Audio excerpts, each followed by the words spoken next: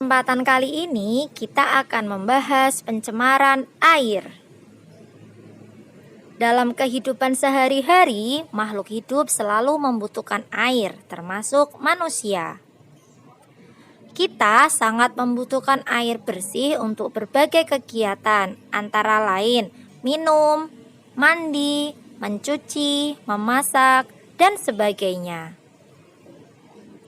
Salah satu ciri air bersih adalah tidak tercemar. Air dikatakan tercemar apabila air itu sudah berubah, baik warna, bau, maupun rasanya. Air yang tercemar memiliki keasaman yang berbeda dengan air yang tidak tercemar. Pencemaran air yaitu masuknya makhluk hidup, zat, energi, atau komponen lain ke dalam air. Akibatnya, kualitas air turun sampai ke tingkat tertentu yang menyebabkan air tidak berfungsi lagi sesuai dengan peruntukannya. Faktor penyebab pencemaran air. Pencemaran air dapat terjadi pada sumber mata air, sumur, sungai, rawa-rawa, danau, dan laut. Bahan pencemaran air dapat berasal dari limbah industri, limbah rumah tangga, dan limbah pertanian. Limbah industri.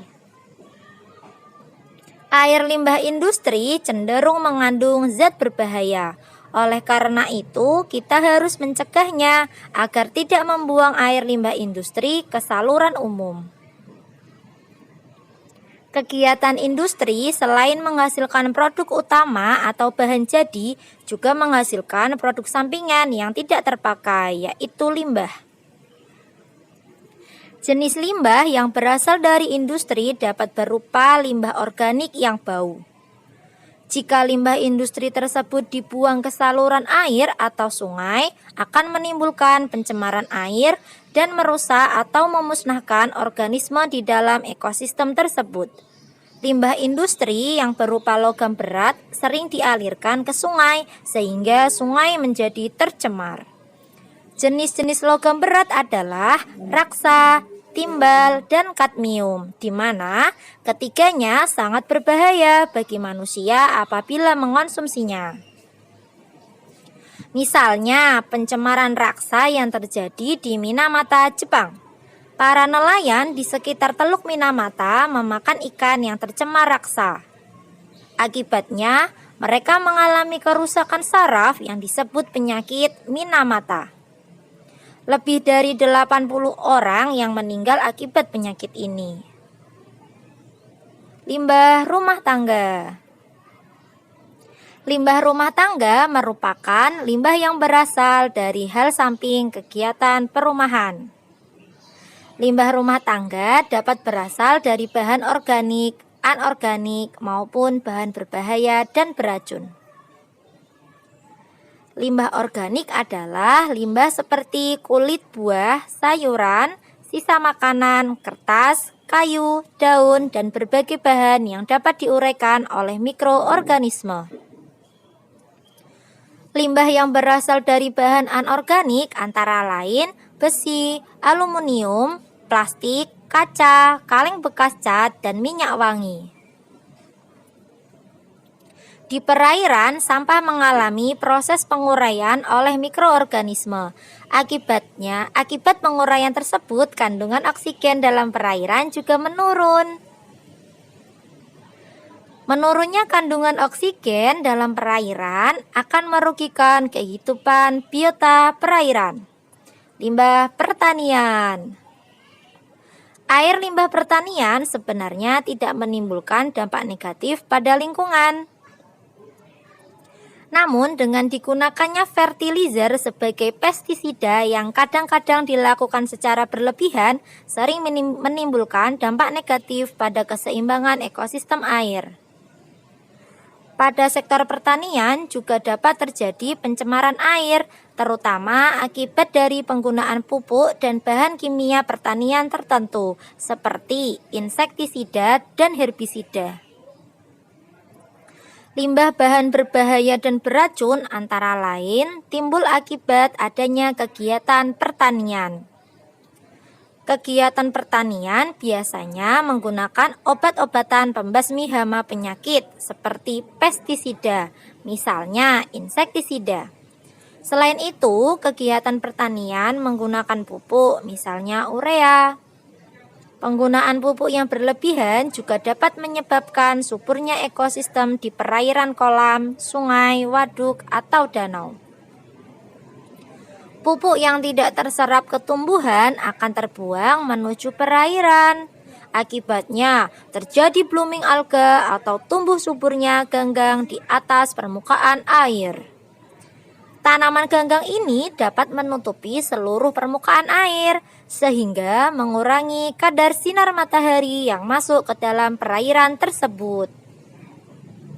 Akibatnya, proses fotosintesis fitoplankton terganggu, dan kadar oksigen yang terlarut dalam air menurun, sehingga merugikan makhluk hidup lain yang berada di dalamnya. Dampak pencemaran air.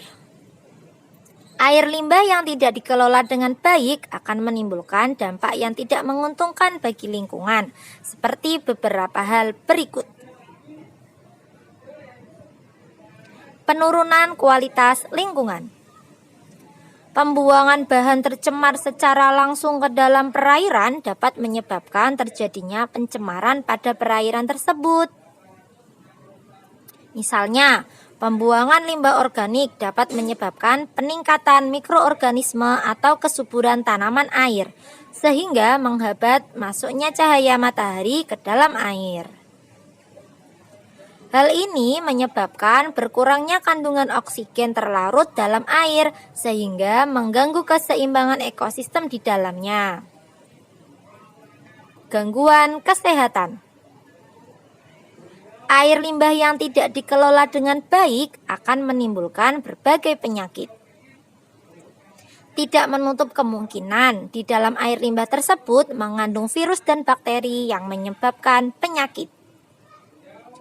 Air limbah juga bisa digunakan sebagai sarang nyamuk dan lalat yang dapat membawa penyakit tertentu. Pemekatan hayati. Apabila suatu perairan tercemar oleh bahan beracun itu dapat meresap ke dalam tubuh alga atau mikroorganisme lainnya. Selanjutnya, hewan-hewan kecil atau zooplankton akan memakan alga tersebut. Kemudian, zooplankton akan dimakan oleh ikan-ikan kecil dan ikan besar akan memakan ikan yang kecil. Apabila ikan-ikan besar tersebut ditangkap oleh manusia dan dimakan, maka bahan beracun tersebut akan masuk ke dalam tubuh manusia. Mengganggu pemandangan. Kadang-kadang air limbah mengandung polutan yang tidak mengganggu kesehatan dan ekosistem, tetapi mengganggu pemandangan kota. Meskipun air yang tercemar tidak menimbulkan bau, perubahan warna air mengganggu pandangan mata kita. Hal ini tentu mengganggu kenyamanan dan keasrian kota.